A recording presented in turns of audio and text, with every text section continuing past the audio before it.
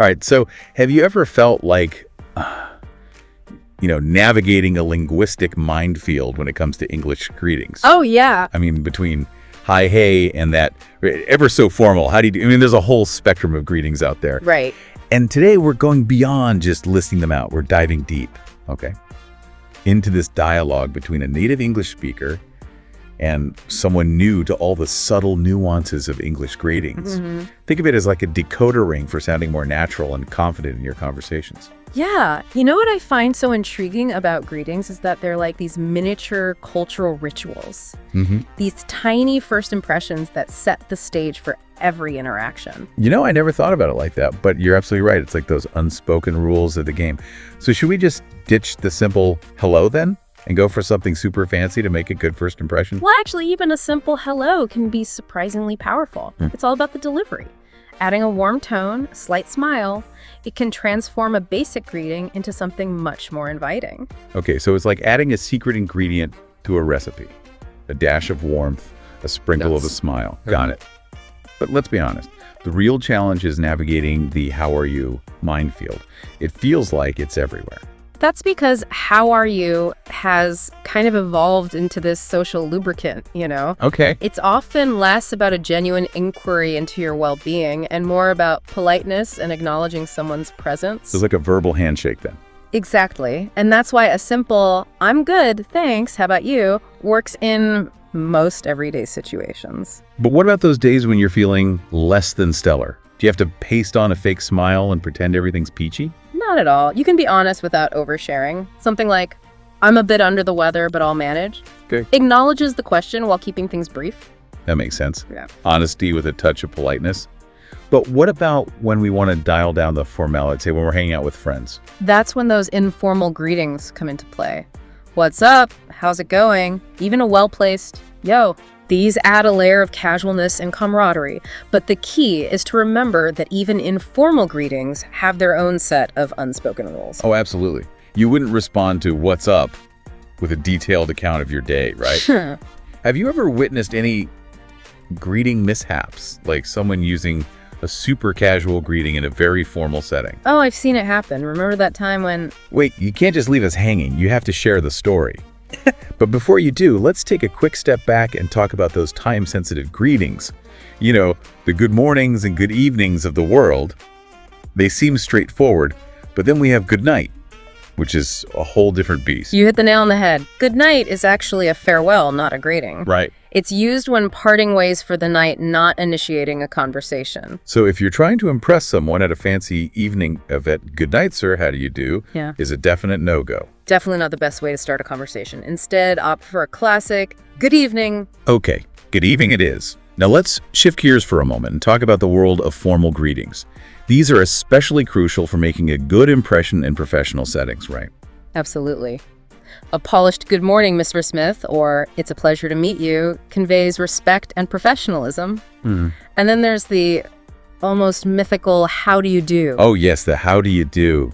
I feel like I've only encountered that in period dramas.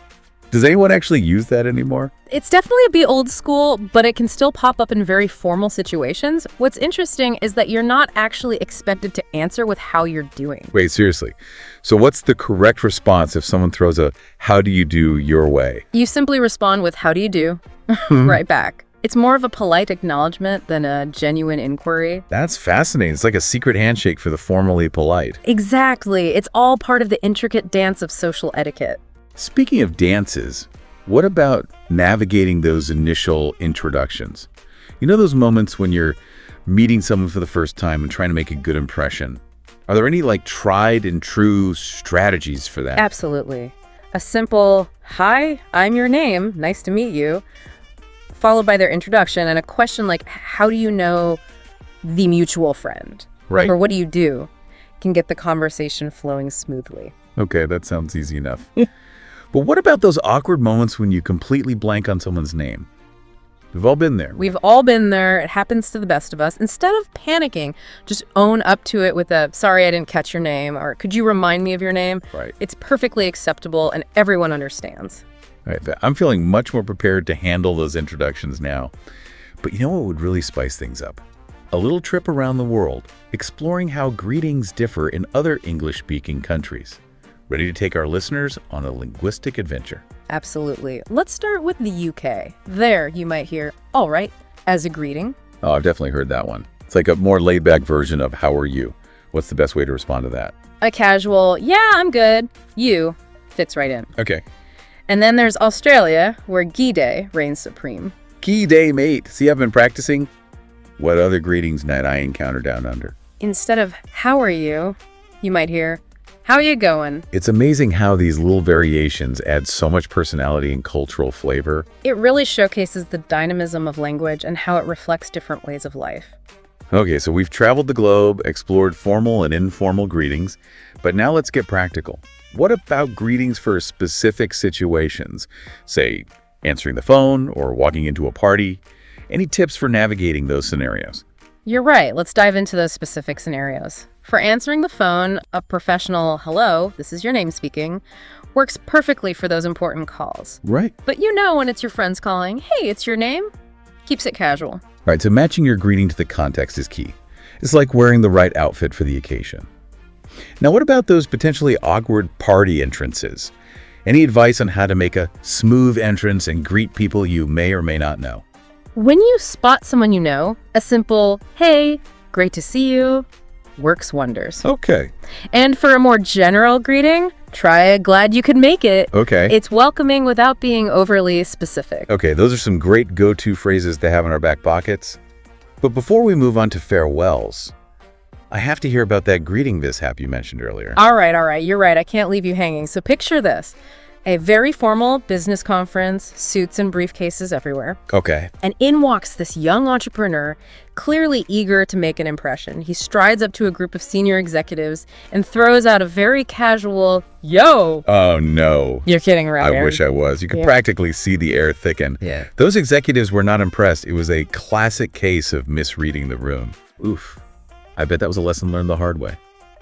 Makes you appreciate those subtle but important differences between greetings. But speaking of different documents, I keep thinking back to those regional variations we talked about.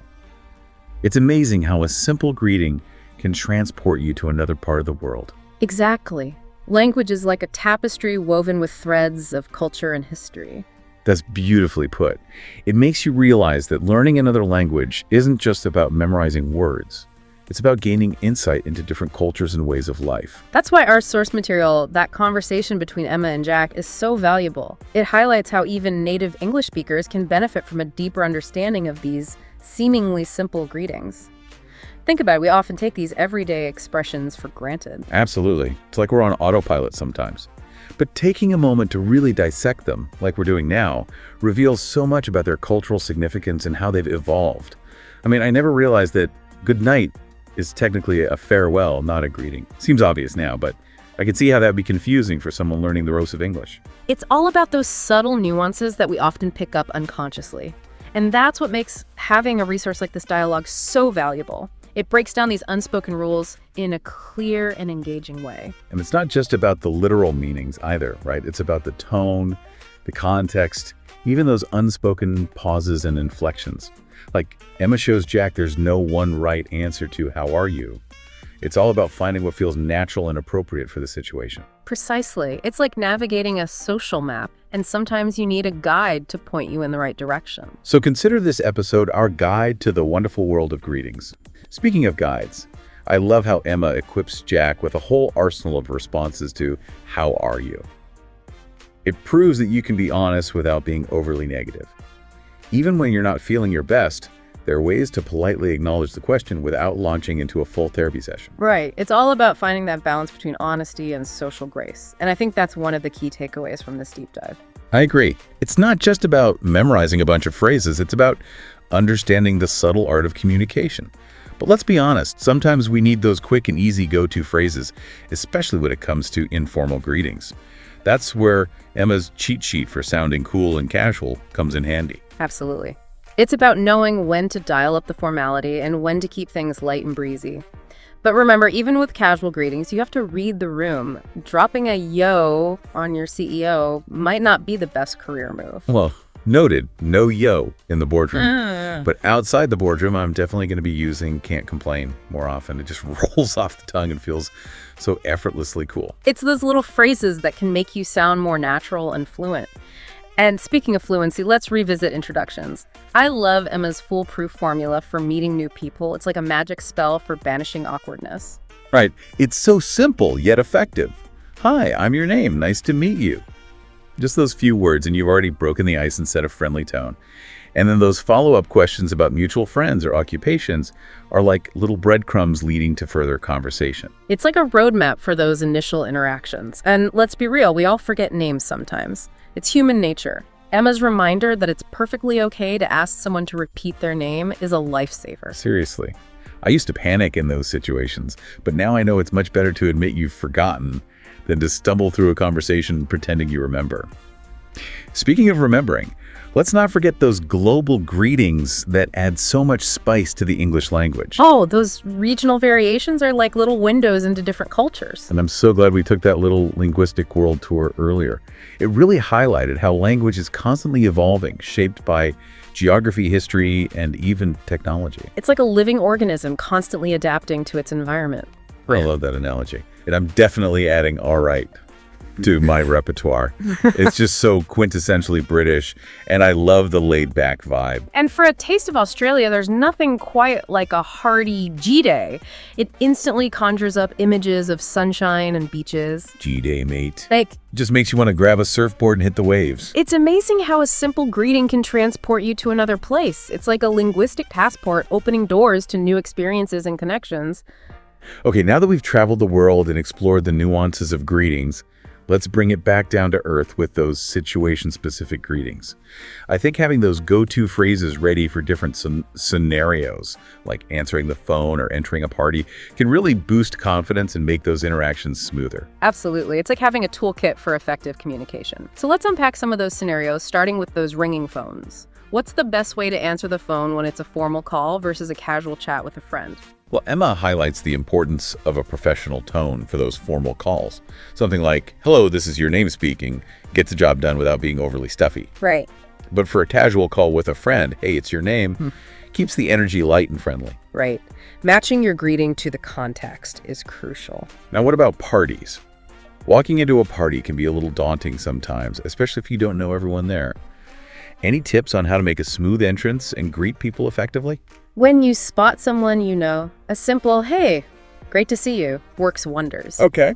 And for a more general greeting, glad you could make it. It's welcoming without being too specific. All right. I'm feeling ready to tackle those party entrances with grace and confidence.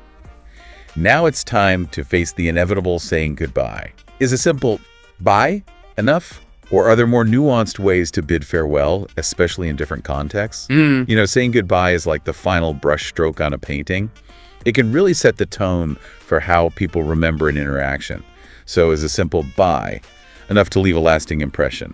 Well, while bye is definitely a classic, there are times when you might want to add a touch of warmth or formality, you know? Think of it like choosing the right closing for a letter.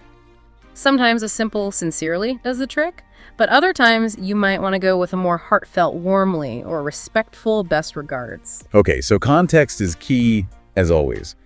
But can you give us some specific examples, say for like a casual setting versus a professional one? Sure. In a casual setting, a see you later or catch you later conveys a sense of familiarity and the expectation of future interactions. Right. And what about those times when you want to express a bit more care or concern for the person you're saying goodbye to? That's when a take care comes in handy. It adds a touch of warmth and well-wishing to your farewell. Okay, those are great for casual goodbyes. Yeah. But what about those professional settings where you want to leave a positive and polished impression? In a professional environment, have a great evening or see you tomorrow are perfect for wrapping up those interactions on a positive note. I love how those farewells subtly reinforce those professional relationships and leave the door open for future collaboration. It's like planting a seed for future connections. Exactly. It's all about those subtle cues that strengthen bonds and build rapport. You know, we've covered so much ground in this deep dive. From the intricacies of hello to the global variations of greetings and the art of saying goodbye, It's amazing how much depth there is to these seemingly simple interactions. It's true. Greetings might seem like small talk, but they're actually these powerful social tools that shape our relationships and how we navigate the world around us. It's like we've unlocked a secret code for effective communication. And the best part is there's always more to discover. Language is constantly evolving, and new forms of communication are emerging all the time. It's a fascinating journey of exploration. Speaking of exploration, you mentioned earlier that we have a final thought-provoking question for our listeners. Something to ponder as they go about their day encountering greetings in all their wonderful forms. Absolutely. As technology continues to reshape the way we communicate, how do you envision greetings evolving in the digital age? Wow, that's a great question. I mean, we've already seen such a dramatic shift from formal letter writing to instant messaging and emojis.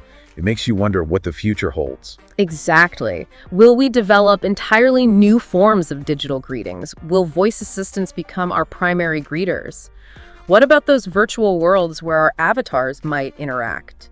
It's mind-boggling to think about. Imagine getting a personalized greeting from your smart refrigerator every morning. Good morning. Your milk is expiring soon, and I've compiled a list of breakfast recipes based on your current mood. Or perhaps our social media avatars will greet each other in those virtual worlds, exchanging customized greetings based on our shared interests and online personalities. The possibilities are truly endless. It is exciting and a little bit daunting to think about how technology might shape the future of communication.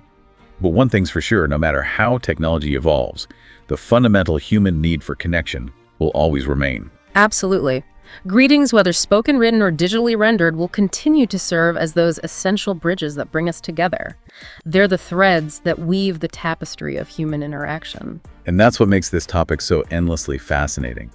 It's a reminder that even the simplest interactions can reveal so much about our culture, our relationships, and our shared humanity. So, dear listener, as you go about your day, we encourage you to pay attention to the greetings you encounter. Notice the subtle variations, the cultural nuances, and the ways in which technology is shaping these everyday rituals. And remember, a well-placed greeting can brighten someone's day, open doors to new connections, and make the world feel just a little bit smaller. On that note, we'll bid you farewell for now, but we hope you'll join us again soon for another deep dive into the fascinating world around us. Thanks for listening, and keep those greetings coming.